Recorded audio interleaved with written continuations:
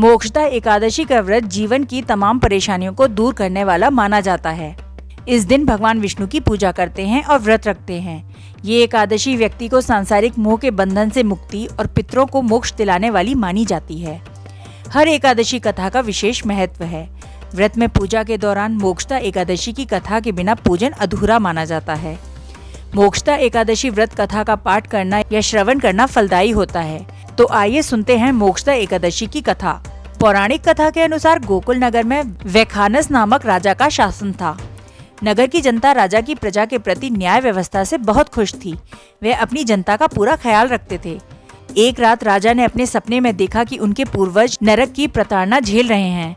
सपने में अपने पितरों की स्थिति जानकर वह बहुत दुखी हुए। सुबह होते ही राजा ने राज्य के पुरोहितों को बुलाया और उन्हें अपने स्वप्न के बारे में बताया। राजा ने बताया कि उनके पिता ने कहा है कि वे नरक में पड़े हुए हैं और वहां नाना प्रकार के कष्ट सहन कर रहे हैं, इसलिए तुम नरक के कष्टों से मुझे मुक्ति दिलाओ। राजा ने कहा कि जब से उन्होंने ये स्वप्न देखा है तब से वे बहुत ही परेशान और चिंतित हैं। राजा ने सभी विद्वानों से कहा कि आप सभी इस समस्या का कोई उपाय बताएं जिससे मैं अपने पिता को नरक के कष्टों से मुक्ति दिला सकूं। राजा की बात सुनने के बाद ब्राह्मणों ने कहा कि इस समस्या का हल पर्वत ऋषि ही निकाल सकते हैं। वे त्रिकालदर्शी हैं, उनके पास इस समस्या का समाधान अवश्य ही होगा। राजा वैशाखनस राज पुरोहित की बात सुनते ही पर्वत ऋषि के आश्रम पहुँचे और अपनी सारी बात पर्वत ऋषि को बताई। साथ ही नरक भोग रहे पितरों की मुक्ति का मार्ग जानने का आग्रह किया। तब पर्वत ऋषि ने अपने तपोबल से उनके पिता के पूर्व जन्म को देख लिया और बताया कि ये उनके पिछले जन्म के पाप हैं जो वो भोग रहे हैं।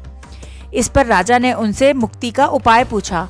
तब पर्वत ऋषि ने कहा कि तुम मोक्षदा एकादशी व्रत को विधि पूर्वक करो और उसके पुण्य फल को अपने पिता के नाम से संकल्प कर दो।